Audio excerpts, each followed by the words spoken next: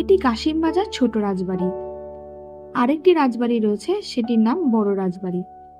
কাশিমবাজার ছোট রাজবাড়ি বড় রাজবাড়ির তুলনায় অনেক বেশি সুন্দরভাবে রক্ষণাবেক্ষণ করা হয়েছে এবং চারিদিক খুব সুন্দরভাবে সাজানো গোছানো রয়েছে। প্রচুর মানুষ এখানে আসছেন, ছবি তুলছেন, ভিডিও তুলছে এবং আশেপাশে প্রচুর মানুষ কিন্তু এখানে ঘুরতে আসেন। ছবি তোলার জন্য এটা একটা আদর্শ জায়গা।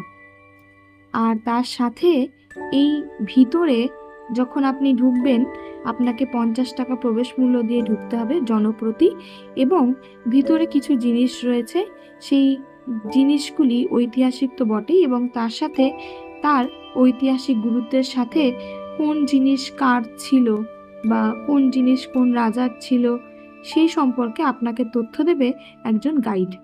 মোটামুটি 5-7 জন হলেই গাইড আপনাদের ভিতরে নিয়ে গিয়ে সুন্দরভাবে বুঝিয়ে দেবেন। এটি ভিতরের অংশটি, যেখানে ছবি তোলা যায়।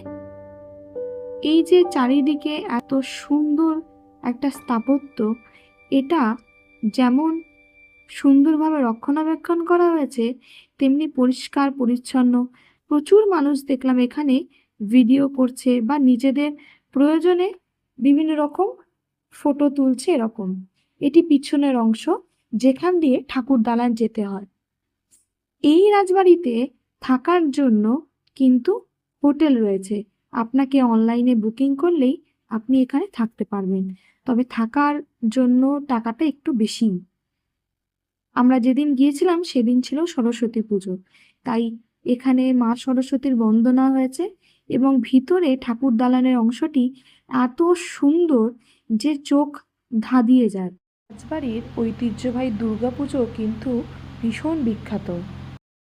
1735 খ্রিস্টাব্দে দীনবন্ধু রায় এই রাজপ্রাসাদ তৈরি করেছিলেন।